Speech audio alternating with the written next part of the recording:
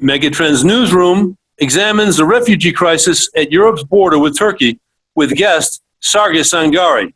Sargis Sangari is a retired U.S. Army lieutenant colonel, combat veteran, and the CEO and founder of the Near East Center for Strategic Engagement.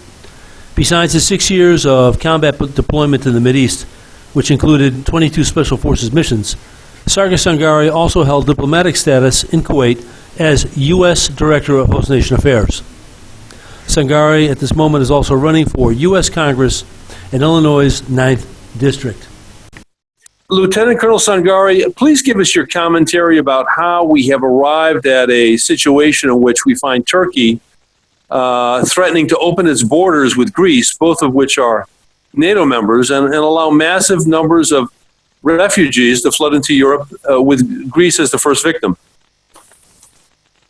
Bill, it's good to be here. Turkey has done this in the past. They did this 5 years ago where they held Europe for ransom to the tune of 320 billion euros in order to be able to sustain their economy. Turkey continues to play this game as long as Erdogan wants to be the caliphate of the Middle East.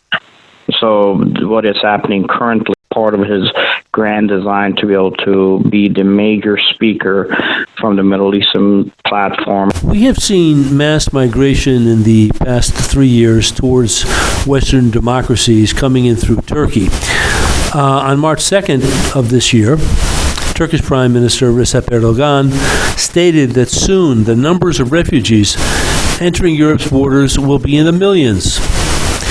With all this as a backdrop, we'll recall that a few years ago, Hungarian Prime Minister Viktor Orban stated that in case Greece could not defend its border with Turkey from an influx of refugees, then other nations must request that Greece allow them to assist them to defend their territorial integrity.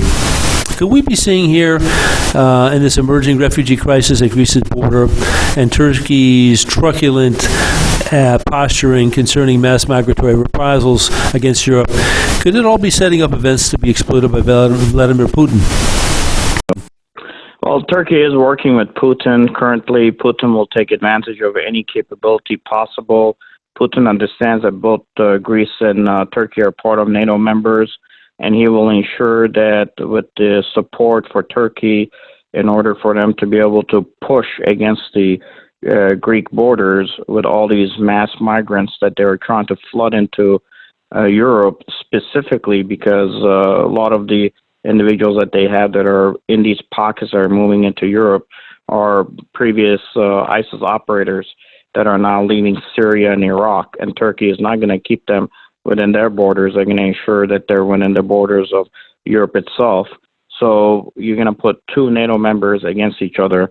And it's a matter of how seriously is NATO going to take the homegrown problem specifically. At the same time, understand that a lot of the European nations that are part of NATO have their own problems internally.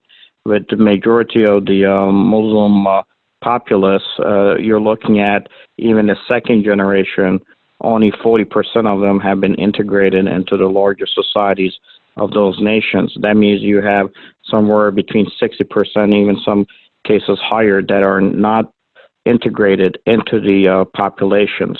They are their own standing little cultural sects internal to those nations, which currently, to sustain themselves outside of the main economies of those nations, they are more involved in the type of black market operations that in the past have been used as channels for ISIS and these other groups to be able to sustain themselves initially on the battlefields of Syria and Iraq, but at the same time, once they have been removed now off the battlefields, to be able to grow and sustain their ability to reconstitute themselves in the future. So you're talking about ISIS fighters coming in, settling in these pockets of communities, literally becoming cells that could be activated any time in behest of Turkey when in Europe to destabilize, to keep them under power for Turkish requirements in order to be able to extract money from them. So do you think this could drag the United States into a war because of its NATO obligations, potentially? Well, we are currently in a global war anyway. This global war doesn't end. It's a matter of we have to find and choke off these networks. Unfortunately, how well are these NATO members able to deal with their own internal populace that are currently working these networks on behalf of ISIS with the push that Turkey is flooding more of these refugees, and now you add the COVID-19 problem to it, and it will exacerbate Europe. Turkey wants to bring Europe to heel for its wants and desires and interests, and if the Russian government, in this case Putin, knows that this is the case, he will do whatever he can in order to be able to use Turkey as leverage. Understand, Erdogan is not somebody who really thinks from a strategic standpoint and is measured in his response to anything that is put against him. See what he is doing in Syria right now. He's willing to put NATO into a larger war. He's probably going to invade northern Iraq, as we had said on the Near East Center for Strategic Engagement 2 years ago, in order to be able to solidify himself. But he does this because there's no sense of measured responses. And if Greece, in this case, pushes back because it wants to protect its borders, then you may see a larger conflict between the two states that are NATO members. Okay, you're running for U.S. Congress in Illinois 9th Congressional District against a 20-year incumbent, Jan Schakowsky. What are the U.S. trends right now creating an opportunity for you to win the 9th District this November? The biggest U.S. trend is that there's an internal fight within the Democratic Party where it's being pushed really or pulled more likely to a socialist-leaning agenda, which is not going to be accepted by even the Democrats in majority of the states, as you can see with what is happening internally within the primaries in the Democratic Party. Jan Schakowsky is one of the individuals who has endorsed Warren in the past, who's a socialist in her mindset and has even at times voted left of Bernie Sanders, who is currently the main socialist in the race, which is pushing really against the Democratic Party and trying to pull it to a point where it might even cause a split within the Democratic Party. This is what is going to lead to the Democrats who want to be able to save their party, saying, we've had a Jan Schakowsky in position for 20 years. She's not going to be able to reach across the aisle.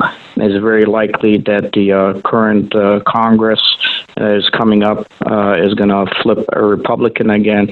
That means they're going to vote somebody in for 2 years who's literally not going to be able to pass one bill. If that's the case, this is where individuals like me who are Republicans, who are that change agent to help the Democratic Party by having their moderates and their middle to left and independents to vote me in order to be able to get rid of these socialists out of their party. So in 2022, they could reset themselves and be able to run competitive individuals against even guys like me. And if they win in 2022, God bless them, they've taken their party back.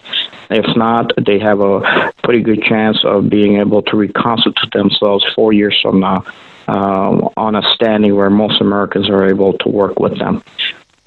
Great. Okay, Megatrends Newsroom, thanks, Lieutenant Colonel Sargis Sangari, running for Congress. Good luck, Colonel Sangari, and thank you very much. Thank you very much, and God bless. God bless. Bye.